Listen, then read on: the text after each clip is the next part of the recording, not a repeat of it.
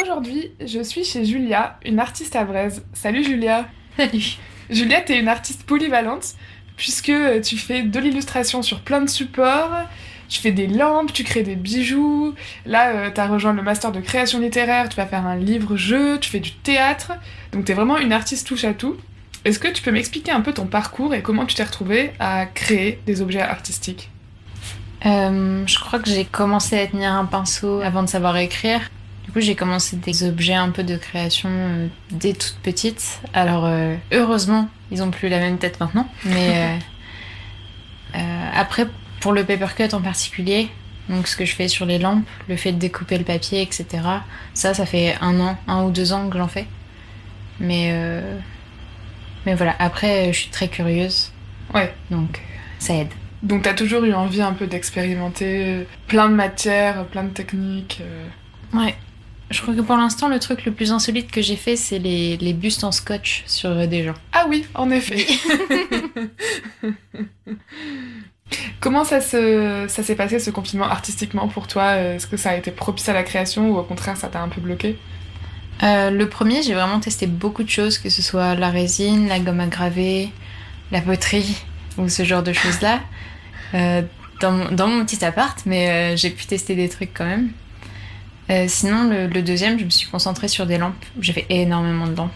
Ouais, tu vas nous en parler tout de suite puisque là c'est ton truc du moment. Depuis quelque temps, tu t'es initié au paper cut.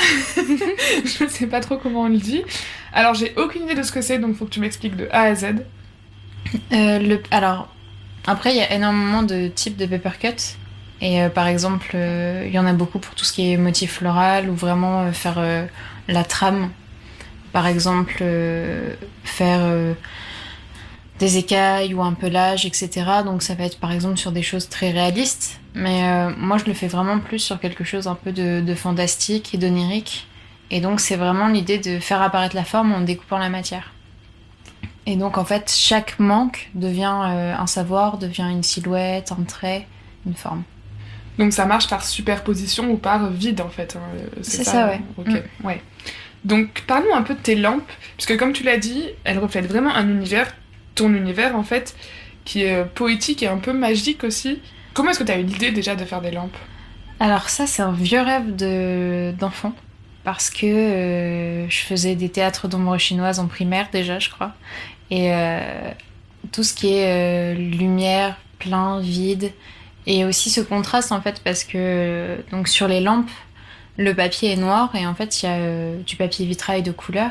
Et ensuite il y a la lumière. Et ça vient vraiment. Enfin, ça fait vraiment un très gros contraste avec le noir.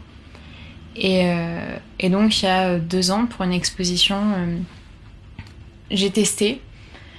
Et c'était la première fois, donc les lampes, elles ont bien évolué depuis, mais Et comment est-ce que tu les fabriques? il y a plusieurs phases. Il y a donc juste la phase de dessin, ensuite la phase de découpe, ensuite tout ce qui est peinture, je mets le papier vitrail, et en fait, ensuite, on va fabriquer le socle. Donc en bois, donc on a différentes formes, que ce soit le prototype qui est en cours, donc les lampes rondes, mais sinon elles sont carrées, elles sont un peu en forme de trapèze, il y en a des plus ou moins hautes, etc. Et là, il y en a encore une nouvelle en forme de triangle.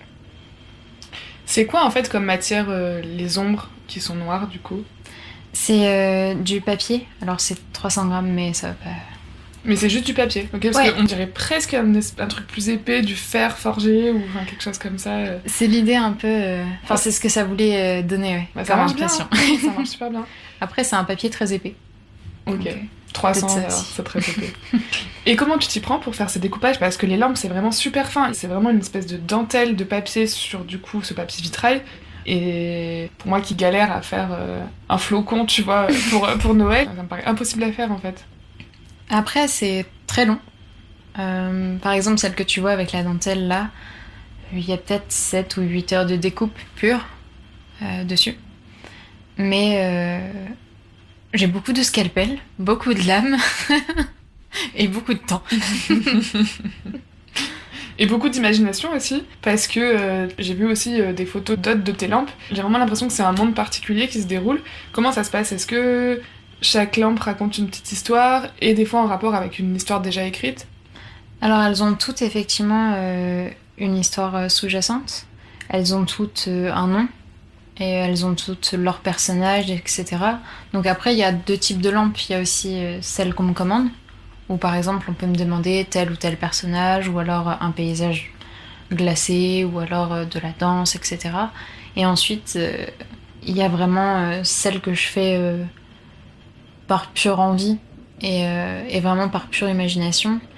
Et donc là, c'est vrai que je suis beaucoup sur cette question de la femme sorcière, de cette espèce de magie, de femme mystique un peu.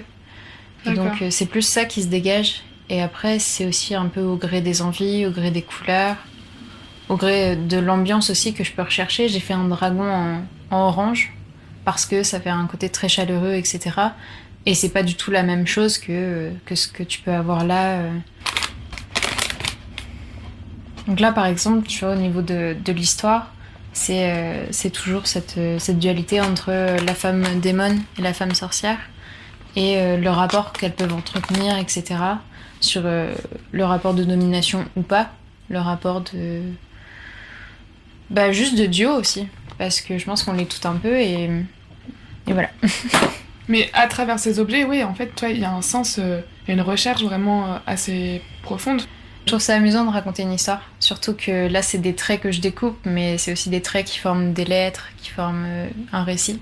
Donc, Et donc, comme tu l'as dit, tu fais des commandes. Donc, c'est-à-dire que, par exemple, pour un cadeau de Noël, on peut venir te voir avec toi un thème, une couleur, une forme. ouais, c'est ça. Après, ça peut être un thème très large. On m'a commandé une fois une lampe sur le thème de la femme. Et donc là, bon, Et tu peux t'éclater. Voilà, là En plus, vraiment, là, ça c'est tombait génial. pas mal.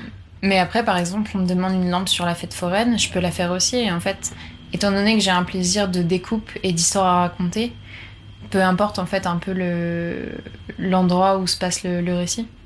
Mais voilà. Après, il y a des lampes qui sont déjà existantes.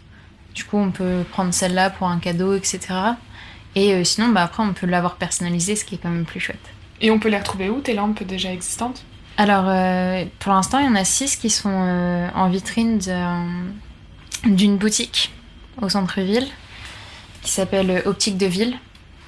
Et sinon, après, en fait, je fonctionne beaucoup avec les réseaux, D'accord. avec Instagram ou Facebook. En fait, on passe juste la commande, on se retrouve et puis je donne la lampe. Ta page Facebook, c'est Julia Dessinatrice, c'est ça? C'est ça, ouais. Ok. Ça coûte combien une lampe C'est Made in soit- Julia. Les lampes, elles sont à 60 €, donc abat-jour et socle compris. Et pour finir, est-ce que tu as d'autres projets artistiques dont tu voudrais parler? Oula, Plein. j'en ai beaucoup. Bah sinon, dans ça que je voudrais parler, depuis toute petite, je veux être illustratrice. Et je pense que j'ai commencé à dire ça en primaire.